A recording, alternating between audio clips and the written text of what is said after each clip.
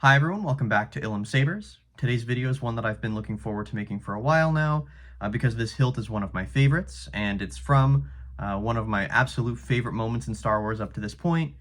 The hilt has been making its rounds for quite a while now, so you're probably familiar with this.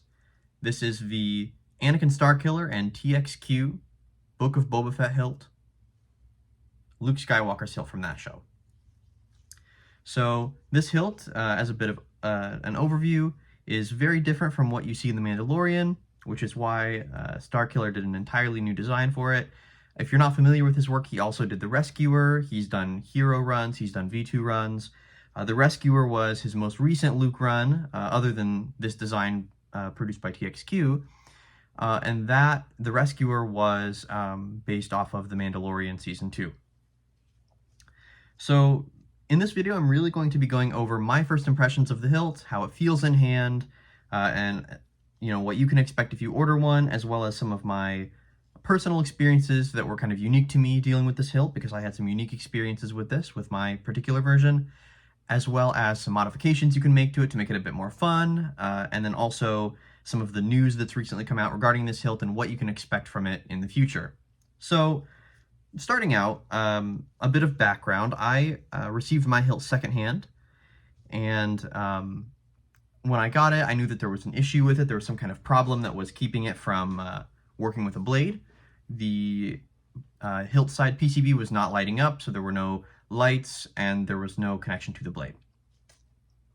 My understanding from the person that I bought it from was that the retailer they bought it from, which was not TXQ, and this is actually, if you're familiar with the different versions of the hilt, this is the third version. So it's the updated version without the hole in the back to hold the chassis in. It's actually got that under the control box, and we'll go over that in a bit. There are also a couple other things that I want to mention about this version of the hilt. Like I said, this is the third version of the hilt. It was originally for sale exclusively through CC Sabers. Now it's available at other retailers as well. But for this version, they made several changes that made the hilt more accurate. First of all, of course, was the weathering. It was a lighter weathering job than they had previously done. But second of all, they used a more accurate sized tri-ring on the pommel. So the tri-ring on the previous versions, the previous two versions of the hilt before this one, it was a much larger tri-ring. It was wider and longer, and it was very inaccurate. And then second, they also, for some reason, were using Phillips screws instead of flathead screws underneath the arrows. And the Phillips screws are what are accurate to Return of the Jedi and to The Mandalorian.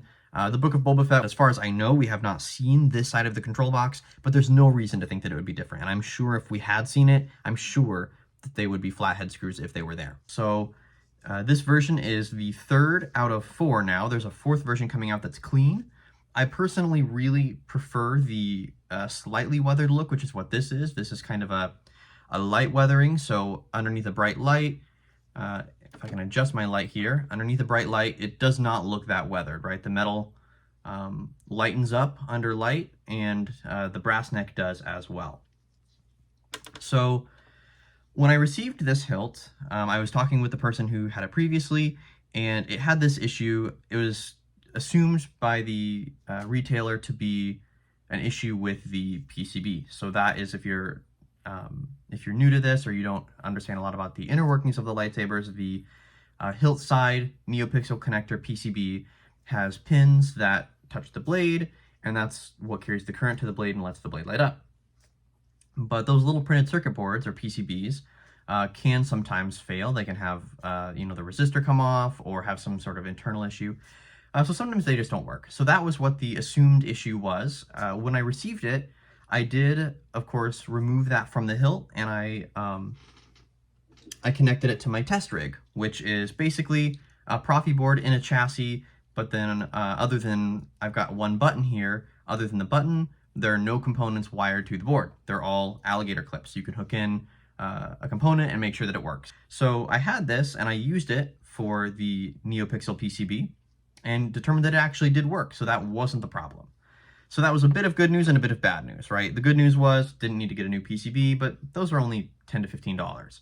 The bad news was, now I had no idea what the issue was with the hilt. To kind of explain what the issue was, the chassis here would plug into the hilt, and I would get sound, so the saber would boot up, and I would get the hum sound and all of the sound effects you would expect, and the lights on the control box would light up.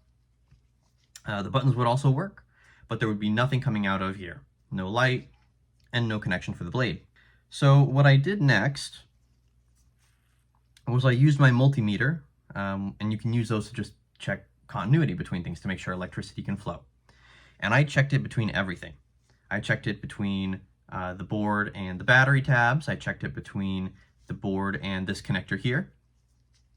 I checked it between the inner portion of the chassis, which sits up in here and connects to the outer portion of the chassis. I tested between here and the PCB. I tested between everything except I later on realized I had not tested between the inner portion of the chassis and the outer portion where these two things connect.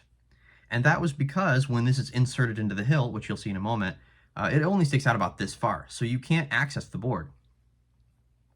So the only thing to do became clear, and that was going to be removing the inner portion of the chassis from the hilt in order to hook them up outside of the hilt, make sure that they were getting good connection, and then use my multimeter to make sure that there was continuity between the board and between the NeoPixel connector. So when I did that, everything worked like it should have.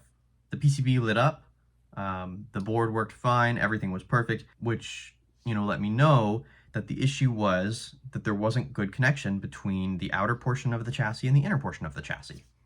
So I've got a photo that I'm going to add in editing, and it'll show you that the inner portion of the chassis wasn't sitting in the hilt straight. And to kind of explain this and why this was the case, when you slide, mine won't be like this because I've done some altercations which I'll go over later, but when you slide the clamp card out of the way, you'll be able to see there is a set screw in the hilt that holds the inner portion of that chassis in place. And this is a bit of a design error because it only pushes from one side, and the plastic piece in here is able to be actually wedged at an angle. So instead of sitting in straight, where the chassis can plug in and get good connection, it sits at an angle. And that, from my understanding, that is the case for pretty much all of these hilts. So if you have one, yours is probably like this, but there are varying degrees to which, this is sitting to an angle. So a lot of chassis are sitting at an angle, but are just straight enough that the main chassis will connect. And I discovered this by talking with some of my friends who also had this hilt, and they said that when they put their chassis into their hilt, it did not lock in place, similar to like maybe an Ultimate Works core or an 89 Sabres chassis would. The TXQ chassis works the same way. It should lock into place. It should really be hard to remove. And I determined that when I took the inner portion of the chassis out and I tested them outside of the hilt. And I can show you that now actually, because I'll go over the alterations that I made, but mine locks in place. It doesn't move. Whereas most versions of the hilt that are out there that people own, you put this in and you can feel it sort of settle into place, where it kind of, the grooves you can feel go into the slots, but it doesn't lock in. And if you hold it like this, the chassis will come out. And you actually are relying on the pommel not only to hold this in, but to push it up enough to get full connection between the chassis and the inner portion, the inner connector here. So what my friends were saying was when they would put their chassis in like this without the pommel on, they wouldn't get any lights here, nothing going on. So that told me that this was probably an overall design error, and if you have one, even if you don't have an issue as severe as mine where nothing is lighting up with the pommel on, you may want to fix this because it's an easy fix to do and everything will work a little smoother. So once I determined that it was because the set screw was pushing up against that piece of the chassis and it was creating sort of an uneven kilter to it, I took that inner piece of the chassis out and I put 3 small strips of electrical tape on it to basically be like a counterweight to that set screw. So now the piece is a little thicker and the screw can't push it off to an angle. And now you can see, right, when I put my chassis in, it's not going anywhere, right? it locks in like a Pox Store heart would, or like an 89 Sabers chassis would. That's how it's supposed to lock in. And since I've done that, the connection the connection goes all the way through. It's a great connection, no issues at all. The only thing that I would note that you might need to change, which I haven't had to personally, but you might want to, and I want to mention this, is if you do this, you're likely not going to have the pommel pushing up against the chassis to hold it in place, because it locks in on its own. And since it's not sitting at an angle, it's actually just a little bit further in, so the pommel actually will sit flush on the hilt with the threading and not push up against the chassis. So I'll show you that. This screws on super easy, right? So now it's all the way screwed on. Beforehand, before I made that correction, you had to really crank the chassis down. So one, that's bad for the threads. And two, that's really not good for the chassis connector either. You're really putting a lot of unnecessary stress on it. So if you make this fix, which I do recommend you do, you might, I have not had this problem, but you may have issue with the chassis moving a little bit back and forth inside the hilt, because now there's nothing creating a pressure between this and this, which, like I said, is better because you don't have those two pieces of, you don't have that undue stress, the unnecessary stress going on. But if that does end up happening for you, you can take a small O-ring that's about the same inner diameter here, and you could glue it or just set it inside the pommel. And you could glue it onto the end of the chassis or on the inside of the pommel, or you could just set it in there, which is what I would recommend doing, and it'll work just fine. And because it's rubber, and because you can get O-rings pretty thin, you can get one that will, be just the right amount of tension if you've got any kind of moving in here, without putting all kinds of stress on the components. But like I said, I have not had that issue. That was just something that occurred to me when I was working on this that I probably should mention, in case anybody were to have that issue, to sort of troubleshoot in advance.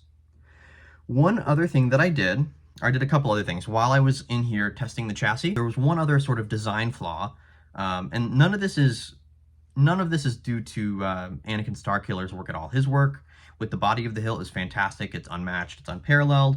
These are all just things that sort of in the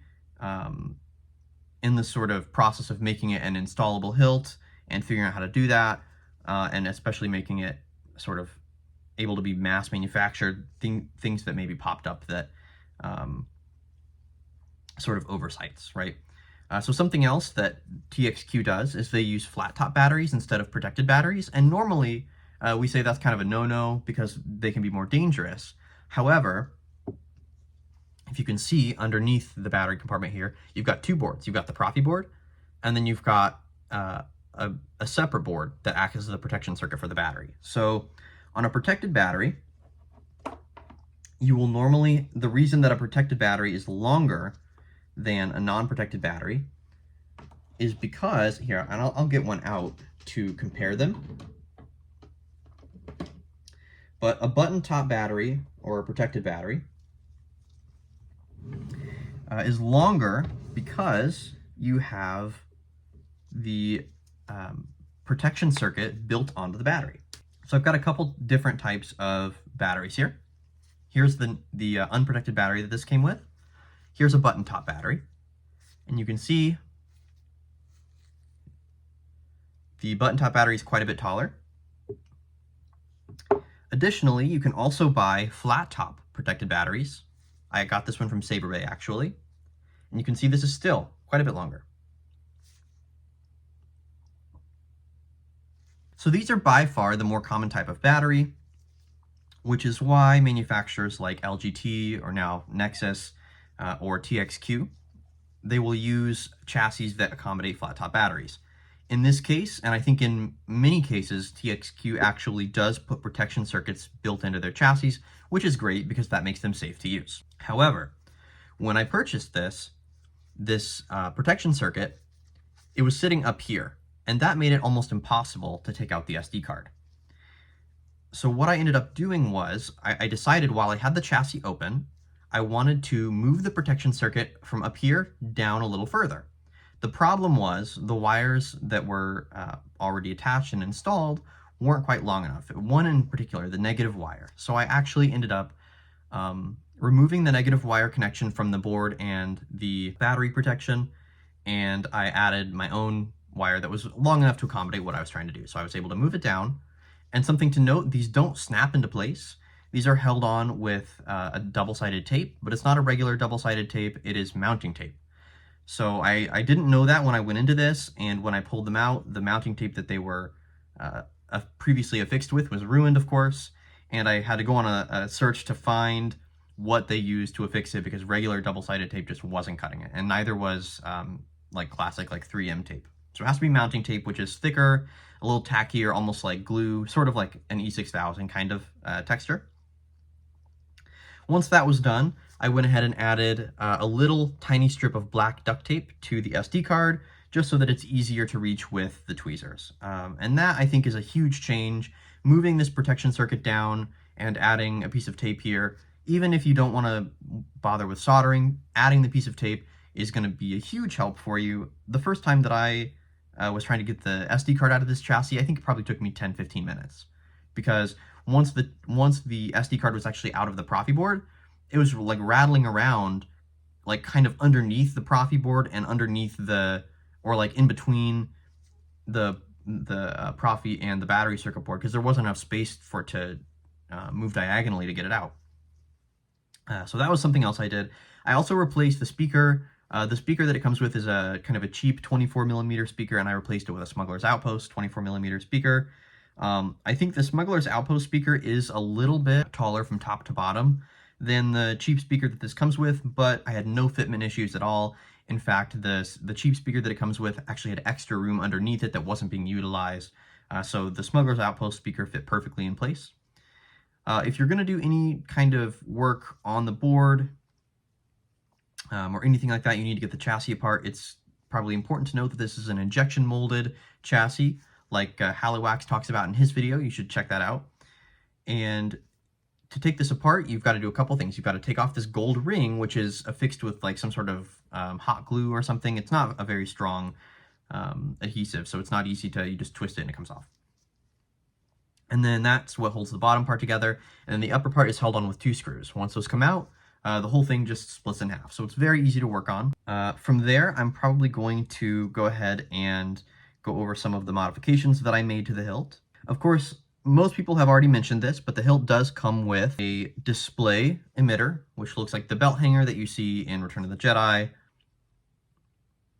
It comes with this FX emitter, which is very similar to the emitter, the FX emitter on the Rescuer, and that is what we see the stunts have in The Mandalorian. And knowing Starkiller's design, that's probably what we see in the Book of Boba Fett as well. The pommel comes with 2 pommel caps, vented and static, which I love. That's always fantastic to be able to have those display options. When you put the pommel onto the saber, you're going to notice that your tri-ring orientation is probably off.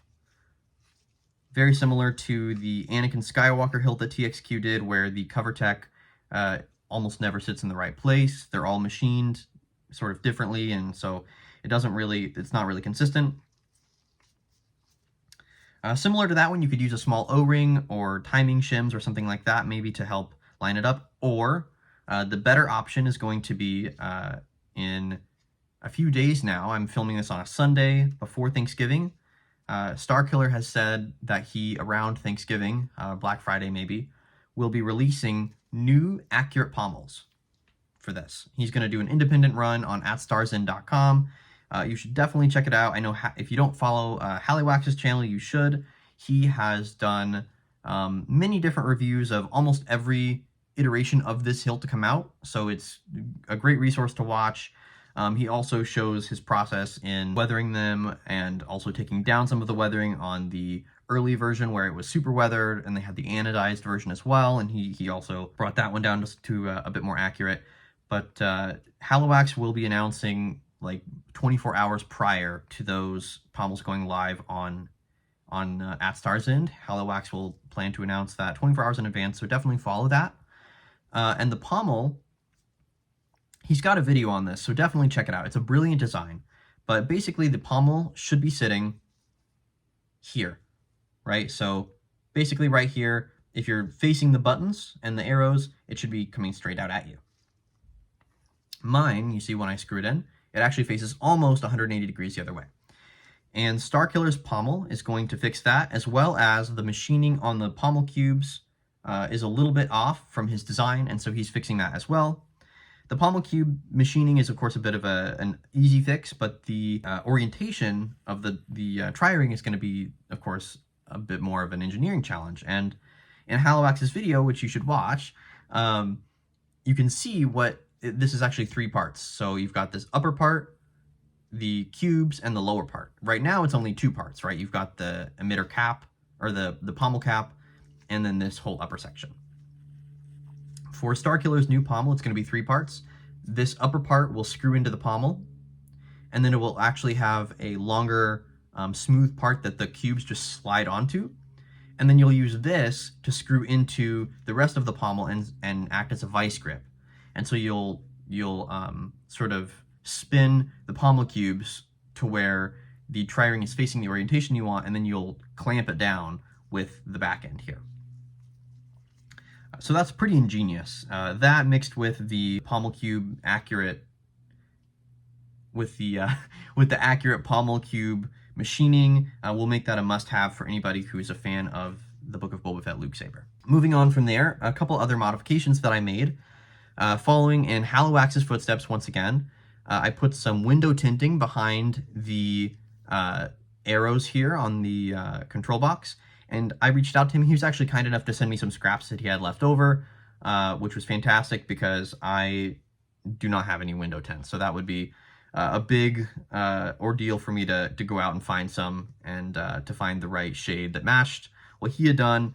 But it really worked out well. You should watch his video. He details how he goes over that. But essentially just taking a piece of that window tint and sliding it in front of the arrows. Because when you get the hilt, they are obscenely bright. They're white lights that are very, very bright, shining through this red and this green arrow here. And then next what I did was I took a small piece of electrical tape, and inside the control box, I took that small piece of electrical tape and I covered over where the light from the arrows shines up this way, because the inner part of the arrows is like a plastic circle, so it's bigger than the arrow itself, and it actually elevates the sort of shine through effect higher up than the main plastic holder for the buttons and the LEDs. So the reason I did that was because I also made a reveal board for this hilt. So this is reminiscent of the Return of the Jedi reveal board. You've got a green PCB with a red wire. I've of course weathered the whole thing to match the light weathering on the exterior of the hilt. But you can see the red wire, and I added that piece of electrical tape because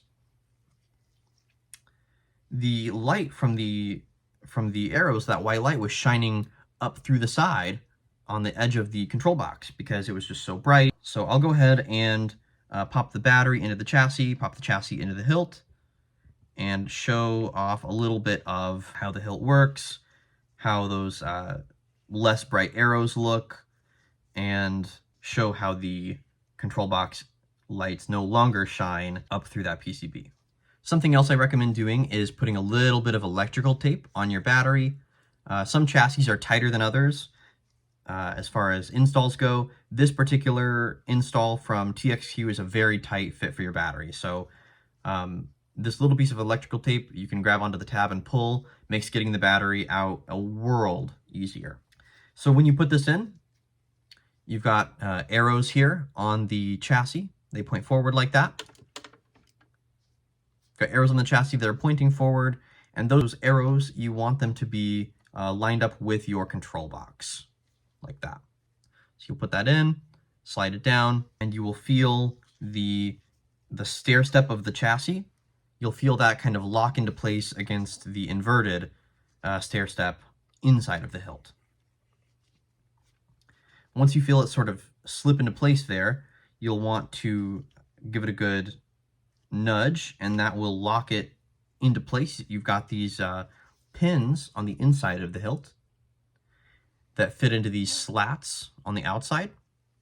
So when you insert your chassis here and you feel it sort of sit into place, give it an extra push, you'll hear a little snap, and it'll snap into place. I'll go ahead and throw the pommel on, and once again mention how excited I am for Anakin Starkiller's run of the accurate pommels. Those will come clean, so they'll need weathered if you have a weathered version. And he said he's only doing 100 of them, so if you need one, definitely keep an eye out for it, because you don't want to miss that for sure. I think he said that there were probably around 500 of these hilts of the various generations floating around, and he's only doing 100 pommels, so it would probably help if I put the vented pommel on.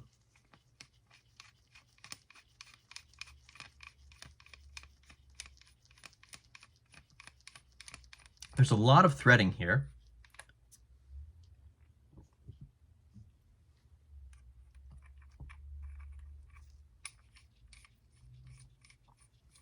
You also want to make sure that your threads are pretty clean, so these are going on pretty smoothly, they're greased, but coming from the factory they may have some debris caught in them, and you don't want to force them because it's aluminum, it's very soft.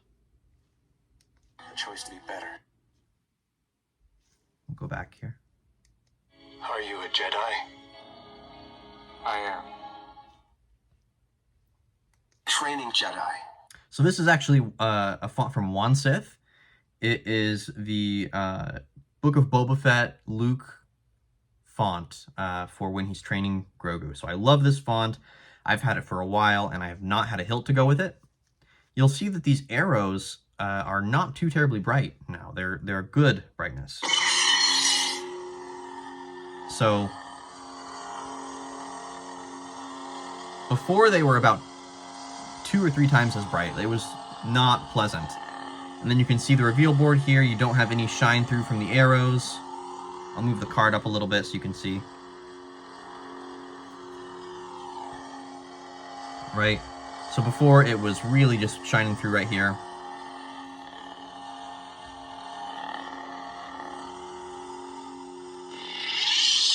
The reveal board was something that I added myself. This didn't come with the hilt, but there's a lot of room inside this control box, even with it installed. So I really suggest doing that because it in my opinion, really elevates it to a whole other level. What I actually did, and I have some photos that I'll put up on the screen for this, I didn't have, I mean, no one makes a reveal board for the hilt unless it's with a run. So like the Magic of Myth Luke Hero prop, that comes with its own special reveal board designed for that hilt. The Dave P Luke Hero comes with a reveal board, but no one sells one just on its own. And part of that is because all of the control boxes are a little different, so it would be hard to have one that fit exactly right. However, I was looking for something that I'd be able to sort of sand and maybe cut up to make it fit. And there was nothing really available. So I remembered that I had a really old dinosaur soundboard from before Smooth Swing was really a thing. It was, I think, a really old TXQ board. And it was a green PCB, which is what the Luke reveal board is. And it was also broken. So I thought that that would be perfect to turn into a reveal board. Now, I had to do a bit of work to make it actually work as the reveal board. It was much too large to begin with. So I ended up sanding off a good amount of the board itself. And then of course I soldered on the red wire and weathered it with some black paint, did like a wash of black paint over it, and then cleaned it up a little bit so it wasn't quite as dark. But really any old green PCB that you have will do. Just sand it down to the dimensions. I believe it was 12 or 13 millimeters thick, and then about 42.5 or 43 long is what the internal section of that is. And then you'll want rounded corners too, because the corners of the the inner corners of the control box where it sits are rounded, you can see. So that's what I did. And I think that the approximation of the Return of the Jedi board came out pretty well. And I'll just go ahead and go through some of the fonts that I have on here, kind of show that off.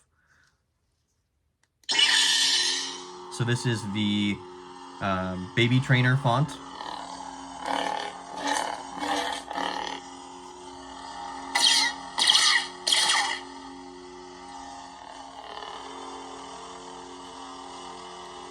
All right, it's time to continue your training. Let's see you jump. Really? That's all you got? Feel the Force flow through you. You're trying too hard. Don't try, do. And all those quotes come on the Wan Sith font, and they're fantastic. It's a great font. Something else that I kind of want to go over before I end the video is the upper portion of the emitter here does come off for the FX emitter that I was talking about earlier, and that is actually where your retention screws are. You'll notice that there are none, of course, on the display emitter, but you've got 4 individual holes along the threads, and you'll notice that 2 of mine are empty. And there's a good reason for that I wanted to talk about, because this seemed, from my friends who had one of these hilts, this seemed to be a fairly universal experience. The screws that it comes with are too long to have 4 of them. You can't screw them all in. If you do, you can't screw them all in far enough to make it so that there will be enough clearance in the threads to screw on the FX emitter. I actually got to the point where mine were so tight, and there still wasn't enough room. When I would screw it, the Allen wrench would slip in the screw. That's not good. You don't want that. That means that they will eventually be completely stripped of their correct shape, and you're not going to be able to get them out, which would really stink, because then you've got to drill them out, make the hole bigger. That's a whole ordeal. So there are a couple fixes you could come across for this. The first one that came to my mind was shorter screws, right? So these are the ones that come with it. I believe they're supposed to be 3 millimeters long. They're 4M screws. That's the width of the screw. They're a 4M, and they are which take a 2 millimeter Allen wrench, and the length, I believe, is supposed to be 3 millimeters, but when I actually checked it with my micrometer, it was like 3.12, give or take a couple hundredths of a millimeter, about 3.1 to 3.15, somewhere in there.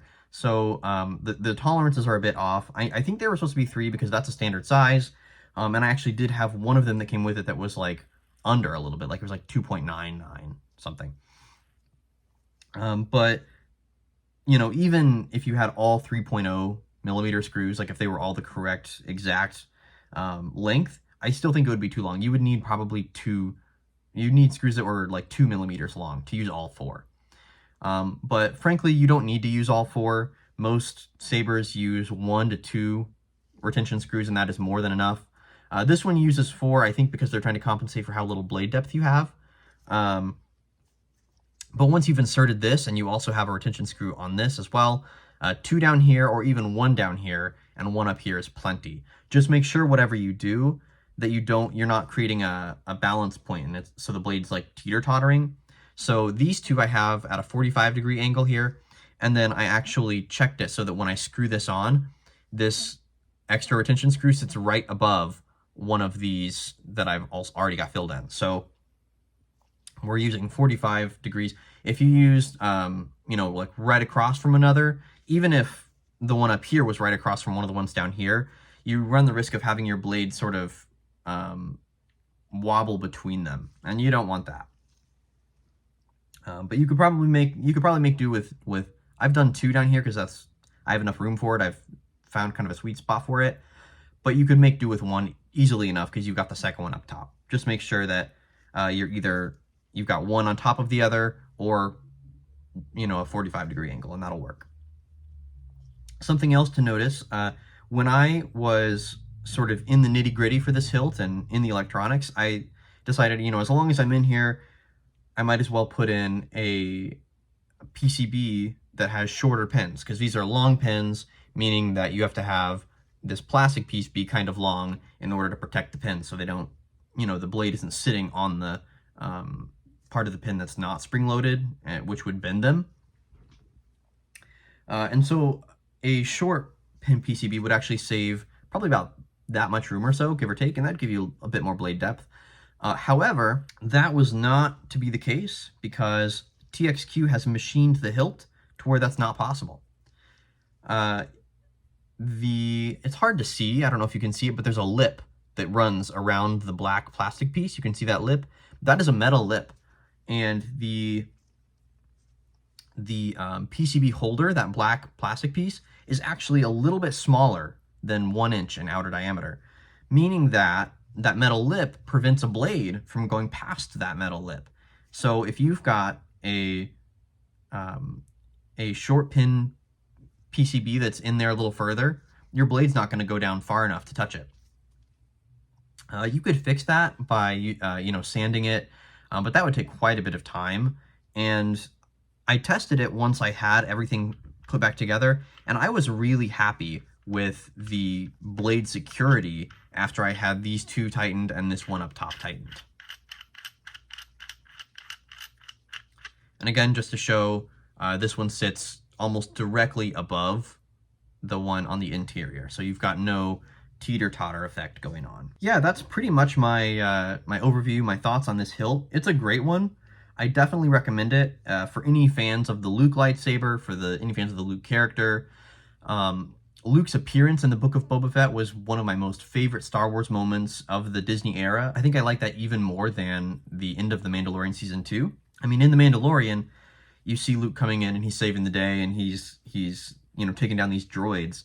But in the Book of Boba Fett, you see him from a more philosophical point of view, which I think shows the growth of the character from the end of Return of the Jedi to where we are, 5-6 years later. So I really liked that. It was a very sort of stoic and wise Luke that we see a lot of times in a lot of the EU book material, and I think we're going to start seeing more of that character moving forward in some of the shows and the sort of Mandoverse type stuff, but we haven't seen him a lot yet on screen, so I loved seeing that. And so this hilt, from the moment that I saw it on screen, the hilt and the font were both something that I really was interested in getting a hold of, and now a couple years later, somebody's made the hilt and somebody's made the font, so I definitely recommend getting them both.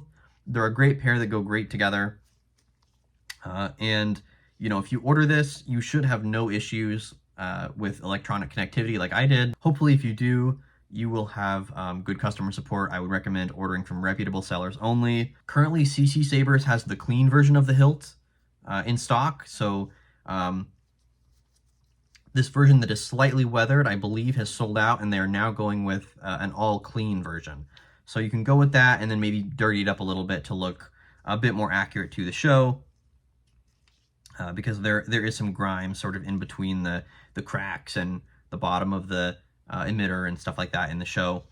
But yeah, I really enjoyed working on this hilt. It's been one of my favorites that I've worked on in a long time, and doing things like adding the reveal board and going in and adding a Smuggler's Outpost speaker, making the SD card more accessible, improving the install just with little tweaks, really made a difference for me. And I really suggest that you, try to make some of the changes to your hilt as well, especially something as simple as the reveal board. That was one of my favorite things that I did.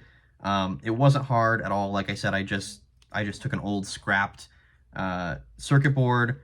I added a red wire to it. You could even glue the wire down if you're not proficient with soldering. And, once you've done that, it just slides into place. And I just used a tiny piece of 3M tape, just a little strip to hold it in place, and it doesn't go anywhere. So it's fantastic. I think it adds a lot to the look of the hilt when it's displayed. I love having a good reveal board on there, and I have plans in the future to use some of the leftover Death Star brass from my Magic of Myth kit and add those pieces up in the top here to give it a little bit more of that authentic Return of the Jedi look. Glue those pieces down. If you're not familiar with that, you should definitely check it out. It's a great reveal board. But I think those are pretty much my thoughts on the hilt. It's very, very well made. It's very heavy, even without the chassis in it. You've got, you know, brass up here. The grip section is actually the grenade grip section here with the rings is very, very close to being solid, because all TXQ runs up here for their installs are just like, you know, a few wires. And so if you were trying to do a regular install with this, you would have trouble putting a chamber or anything up here because it's very, very thin. But the upside to that is if you've got the TXQ install, it's very, very heavy because it's almost solid aluminum all through here, and then you've got brass here. So it's very hefty. It's one of my heftier heroes. Certainly it wouldn't be as hefty as the Roman Props all steel V2, but it is hefty, especially for a Luke hero, which those are normally made from aluminum. So overall thoughts on the hilt, it's fantastic. If you're a fan of the show, you've got to get one. If you're a fan of Anakin Starkiller's work, he's got an incredible eye for accuracy. You know, check out Halliwax's channel. He shows off a lot of details on this hilt and the different versions of the hilt. Really check it out. Support those guys. Those small creators are really what make the community keep going and strive for on-screen accuracy. So definitely support that. I will mention a couple small differences before I end the video. I do want to go over a more in-depth video of the Return of the Jedi hilt versus this hilt, but just a couple things that just scratching the surface here, really. But the most obvious things you'll notice are three things that I can think of right off the top of my head. So first of all, right here, the bottom of the grip section, this is much thicker than it would be. This little black section is much longer than it would be on the Return of the Jedi hilt. On the Return of the Jedi hilt, this black section here is much smaller. The rings go down further, right? And you've got the same number of rings. That's the 9 rings that the ROTJ prop has. It's just the way they're spaced out leaves more room for this black sort of transitional piece at the bottom. The Return of the Jedi hilt has this piece, but it's a much shorter in height. Next, you would notice that here on the control box, you don't have a plate here, right? The arrows and the screws are just inset directly into the box, which is similar to the Mandalorian prop, and I also believe it's similar to the Last Jedi prop, but not the Return of the Jedi prop. The Return of the Jedi prop does have a plate that goes here. And then the buttons, of course. These are the smaller buttons. They're shorter, stubbier. That's what the Mandalorian version of the prop had. I don't believe we've actually seen the Book of Boba Fett prop, so I don't know if we know that it has these. The screenshots from the show, and I'll add those in.